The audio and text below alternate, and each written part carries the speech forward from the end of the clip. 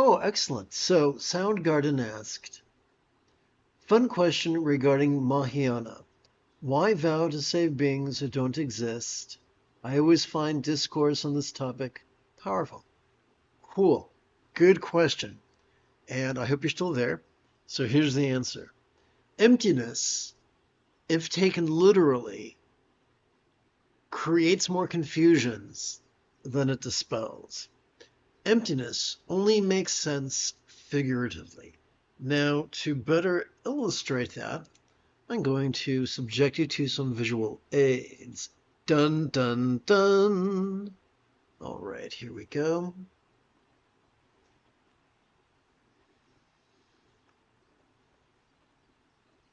Now, what I have found is that the easiest way to sort out all the diverse opinions about Buddhist philosophy is to peer at them through the metaphoric lens of neuroscience. Let's do that right now. Every time we inhale, we have evolved to automatically access the middle bit of our spinal cord, which could be described as the hub of our sympathetic nervous system. It has evolved to help us to notice in a very special way, to help us to vulnerably, passively, viscerally, randomly, and fleetingly notice all mind's antics, all mind's perceptions, all mind's sights, sounds, sensations, flavors, scents, and the like. The full spectrum of human emotions, intentions, thoughts, memories, and imaginings. All of them, from the external to the internal, from the physical to the mental, from the pleasurable to the painful, from the interesting to the boring, from the glorious to the grotesque. But what are we to do with that which we have noticed? Excellent question. Every time we exhale, whether we know it or not, we have evolved to automatically access both the tippy top as well as the very bottom of that same spinal cord. These two regions working as a team could be described as the hub of our parasympathetic nervous system. It has evolved to help us to physically relax and mentally release during our exhalation to such a degree that which we noticed during our previous inhalation could fleetingly feel less stressful, less permanent, less defining, and even as non-graspable as a vast empty void. When I was in 4th grade, way back at Platt Ranch Elementary School, my teacher explained to me that a simile is only as effective as it is relatable. Therefore, we have to ask the question, what? What is a real-world example of a non-graspable, vast empty void?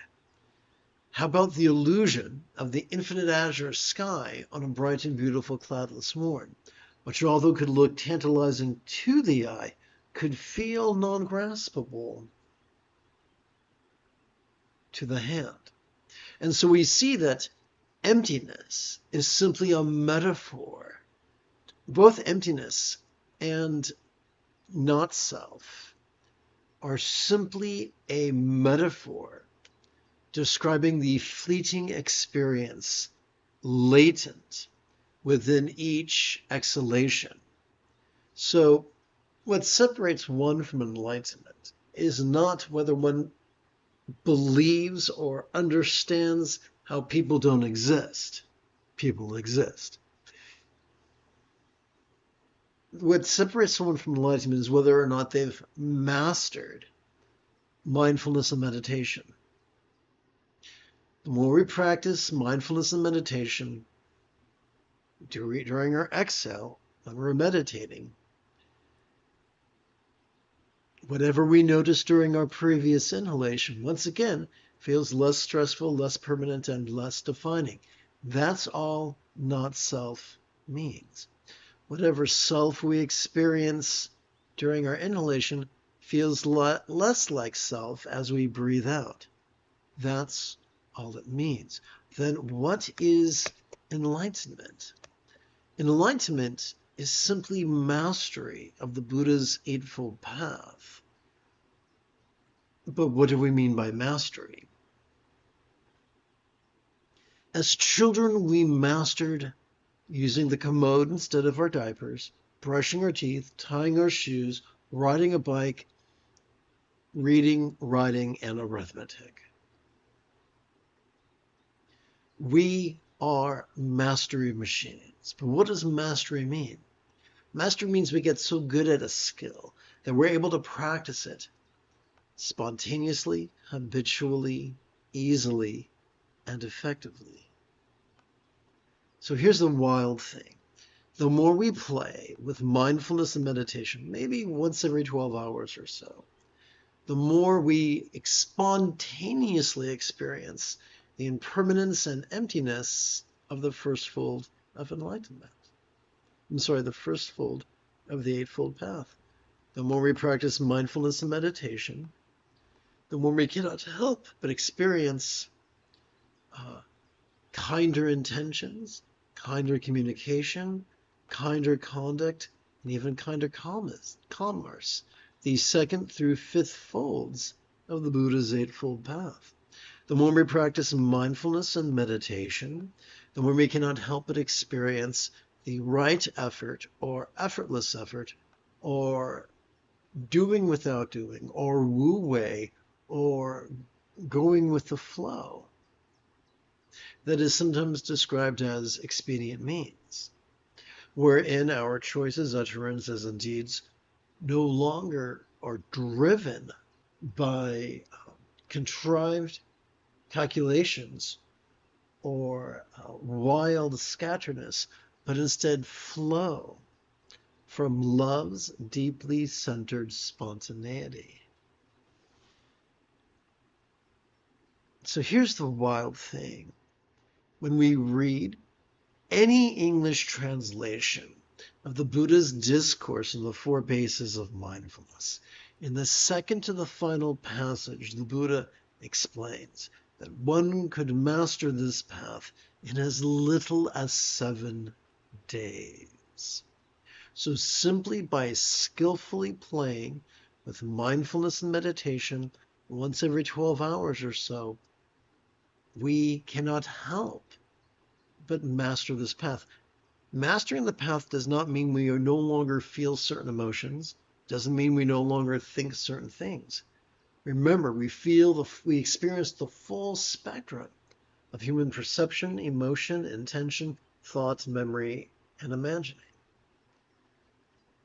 Enlightenment is simply mastery of mindfulness, meditation, and all the good stuff that brings about.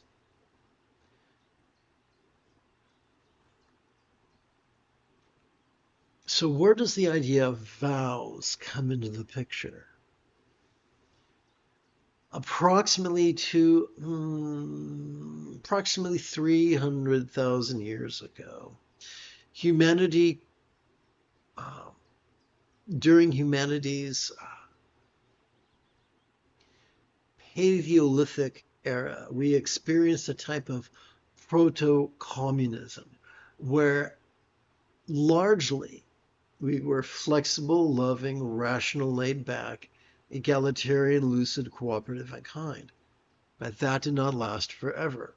Approximately 13,000 years ago, during the Neolithic Revolution, we experienced a type of proto-capitalism where human values were turned on their head and society began training us to be rigid, fearful, superstitious, controlling, elitist, cryptic, competitive, and cruel. This type of controlling, coercive, fearful rigidity impelled the idea of oath-taking, where I swear upon pain of death that this will happen. Well, that's just rigid and fearful, isn't it? But remember, When we practice mindfulness and meditation correctly, we cannot help but experience loving kindness. So there is no need to vow to save anyone. The more we practice mindfulness and meditation, the kinder we will be, and the more we will be able to use effort. Our use of effortless effort will benefit others. For instance, if your child or your niece or your nephew or your neighbor's kid is hungry, you give them a PB&J. You don't have to force yourself to do it. You just do the right thing. We're wired for kindness. Check this out.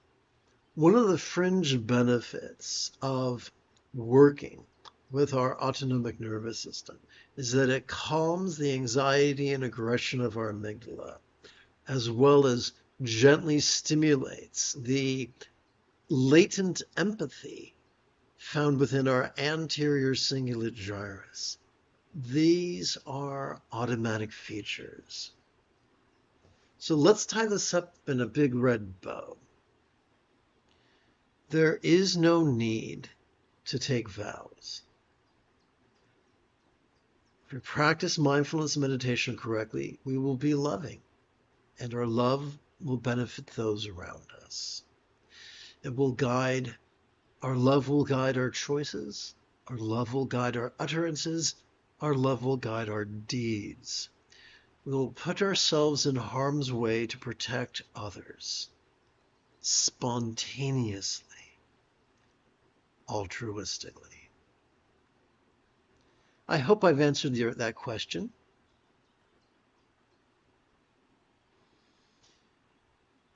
All right, so I see at the bottom it says emptiness of fixed nature. Not even that, it's not even that.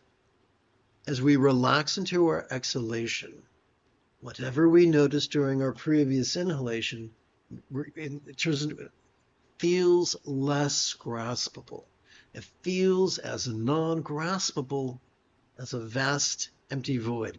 It feels as non-graspable as the blue sky. You could lay a blanket on the lawn and lie in the blanket and look at the sky and reach into the sky with splayed fingers and pull them into fists and pull the fists to our face. But when we look at our fists, we won't see any blue, because although it's vivid and wild and cool and groovy, it is literally the illusion of a blue sky is literally non-graspable. So we are raised in a world where we see non-graspability. We see clouds that we cannot grasp. We see skies that we cannot grasp. We see seasons that we cannot grasp. So we are wired to notice that some things are appearing yet non-graspable. Some things are sensual yet non-graspable. Some things are resounding yet non-graspable. And all mental activity is lucid yet non-graspable. And now, quick like a bunny, let's get ready to conclude this evening's meditation. I'm going to tap button number 4 and drag us kicking and screaming to the third bit. One of the most efficient ways of gently inviting our subtle energies to coalesce in our chest is for us to use the tip of our left middle finger to support the first knuckle of our right middle finger, palms up in our lap. When we feel our chest swell with breath, silently and mentally we could recite the verb noticing. When we feel our chest subtly sink, as gently we exhale, we could silently and mentally recite the verb relaxing.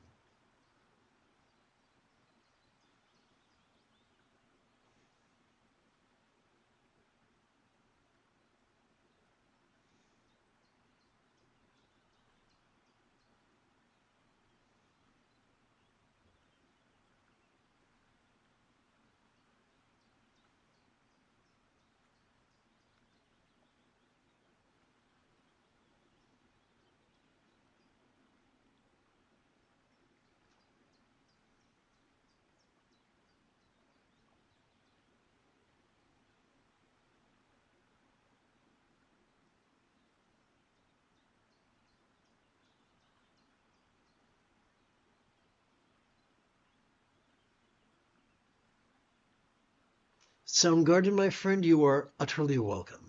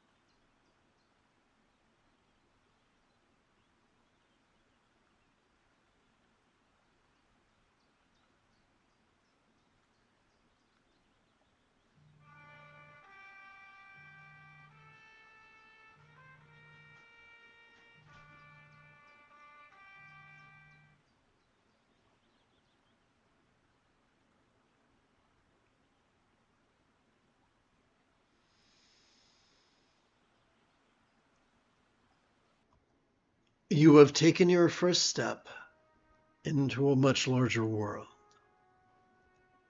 If you feel that I have earned it, you could give this live stream a thumbs up. You could even help support this channel. For Meditate Like a Jedi is made possible thanks to the generosity of viewers just like you. In approximately 11 hours, I would very much like to return to lead tomorrow's dawn recitation, explanation, and practice of meditating like a Jedi. And if you are as geeky as me, may the Force be with you always.